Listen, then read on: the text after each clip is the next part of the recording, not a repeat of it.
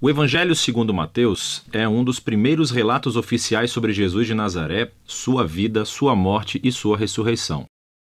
O livro em si é anônimo, mas a tradição confiável mais antiga aponta para Mateus, o cobrador de impostos que foi um dos 12 apóstolos que Jesus nomeou, e ele realmente aparece dentro do próprio livro. Por cerca de 30 a 40 anos, os apóstolos ensinaram oralmente e transmitiram seus relatos de testemunho sobre Jesus, assim como os seus ensinamentos que haviam memorizado. E Mateus reuniu e organizou tudo isso nessa incrível tapeçaria e criou o livro para destacar certos temas sobre Jesus. Nesse vídeo, vamos cobrir a primeira metade do livro. Especificamente, Mateus quer mostrar como Jesus é a continuação e o cumprimento de toda a história bíblica sobre Deus e Israel, que Jesus é o Messias da linhagem de Davi, que ele é o novo mestre com autoridade, como Moisés. Mas não só. Jesus é o Deus conosco, ou em hebraico, Emanuel. E Mateus desenhou esse livro com uma introdução e depois uma conclusão. Estes agem como uma moldura em torno de 5 seções claras aqui mesmo no centro, cada uma das quais é concluída com um longo bloco de ensinamentos de Jesus. E esse conceito é intencional e incrível.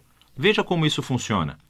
Os capítulos de 1 a 3 preparam o palco, vinculando a história de Jesus diretamente ao enredo da escritura do Antigo Testamento. Então Mateus abre com a genealogia de Jesus, destacando como ele é da linha messiânica do filho de Davi. E ele é filho de Abraão, o que significa que ele trará a bênção de Deus para todas as nações. Depois disso, temos a famosa história do nascimento de Jesus e como todos os eventos cumpriram as promessas proféticas do Antigo Testamento que as nações viriam e honrariam o Messias. Que o Messias nasceria em Belém, mas, mais do que isso, a concepção de Jesus pelo Espírito Santo, seu nome, Emanuel. Tudo isso trabalha em conjunto para mostrar que Jesus não é um mero humano. Ele é Deus conosco. Deus se torna humano. Então, você pode ver 2 dos principais temas de Mateus aqui na introdução. Ele é da linha de Davi, ele é Emanuel, mas Mateus também quer mostrar como Jesus é um novo Moisés. Assim como Moisés, Jesus saiu do Egito, atravessou as águas do batismo e viveu no deserto por 40 dias. E então Jesus sobe a uma montanha para entregar seu novo ensinamento. Através de tudo isso, Mateus afirma que Jesus é o prometido maior do que a figura de Moisés, que libertará Israel da escravidão. Ele vai lhes dar um novo ensinamento divino.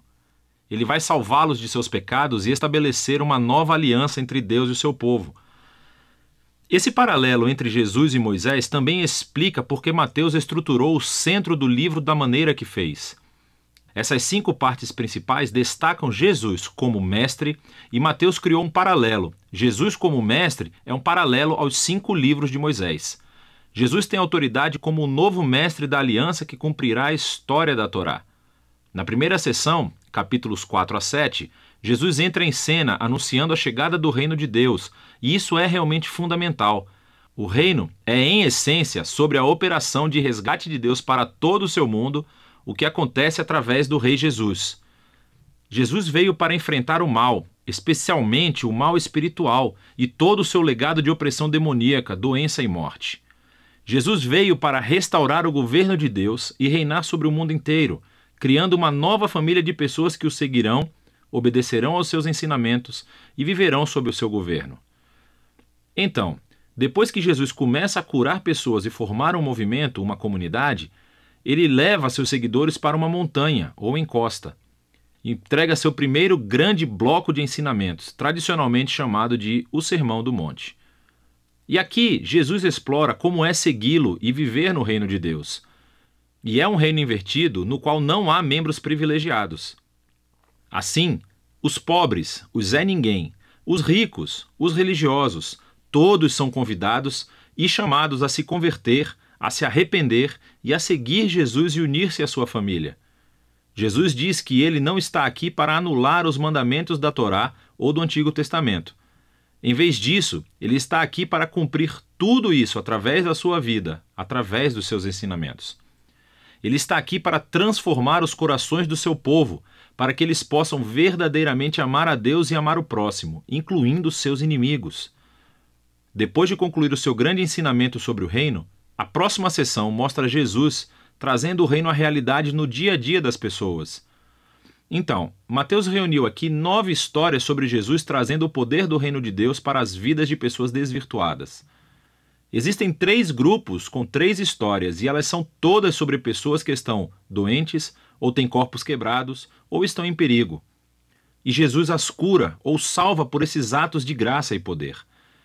E então, bem no meio dessas tríades, encontramos 2 histórias paralelas sobre o chamado de Jesus para que as pessoas o seguissem. E aqui Mateus está enfatizando algo: que somente é possível experimentar o poder da graça de Jesus se decidir segui-lo e tornar-se seu discípulo.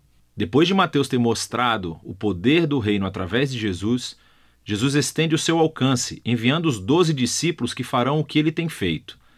E isso leva ao segundo grande bloco de ensinamentos, o capítulo 10. E aqui Jesus ensina seus discípulos a anunciar o reino e o que esperar quando o fizerem. Muitos entre Israel estão aceitando a Jesus e a sua oferta do reino, mas os líderes de Israel não. Eles perderão muito ao se arrependerem e se tornarem discípulos de Jesus. E então Jesus sabe que eles o rejeitarão e perseguirão os seus seguidores.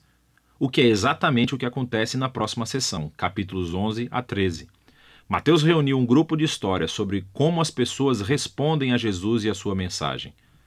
E é tudo misturado. Algumas histórias são positivas, as pessoas amam a Jesus e acham que ele é o Messias. Outras são mais neutras, como João Batista, ou até mesmo os membros da própria família de Jesus, e deixam claro que Jesus não é o que esperavam. Então, aos líderes de Israel, que são totalmente negativos. Você tem os fariseus e os estudiosos da Bíblia. Todos rejeitam Jesus. Eles acham que ele é um falso mestre, que está levando as pessoas para o caminho errado. Eles pensam que Jesus é uma blasfêmia com essas declarações exaltadas que ele faz sobre si mesmo. Mas Jesus não fica surpreendido ou se abala com essas respostas tão diversas. De fato, ele se concentra nisso no terceiro bloco de ensinamentos no capítulo 13. Aqui, Mateus reuniu um monte de parábolas de Jesus sobre o reino, como um fazendeiro jogando sementes em 4 tipos de solo, ou sobre um grão de mostarda, uma pérola ou um tesouro enterrado. Essas parábolas são como um comentário sobre as histórias que você acabou de ler nos capítulos 11 e 12. Algumas pessoas estão aceitando Jesus com entusiasmo. Outras o estão rejeitando, mas o reino de Deus é de valor supremo e não deixará de se espalhar apesar de todos esses obstáculos. Então, essa é a primeira metade do Evangelho segundo Mateus. Aqui estão mais algumas coisas para analisar enquanto lê esses capítulos. Lembre-se que Mateus está apresentando Jesus como a continuação e o cumprimento da história do Antigo Testamento. Então, procure como ele se entrelaça nas citações do Antigo Testamento. E o que você encontrará é que elas são colocadas em pontos estratégicos da história, explicando mais sobre Jesus e a sua identidade. Então pare, reserve um tempo para pesquisar essas referências e as leia em seu contexto do Antigo Testamento e, na maioria das vezes, você descobrirá conexões muito interessantes. Por fim, preste atenção aos tipos de pessoas que aceitam Jesus e o seguem. E você verá que na maioria das vezes são pessoas que não são importantes, não são ninguém ou não têm religião. E essas são as pessoas que são transformadas pela sua confiança ou fé em Jesus e seguem-no. E são os religiosos e os orgulhosos que são ofendidos por ele. Então, como é que essa tensão entre Jesus e os líderes de Israel se manifestará? É disso que se trata a segunda metade de Mateus.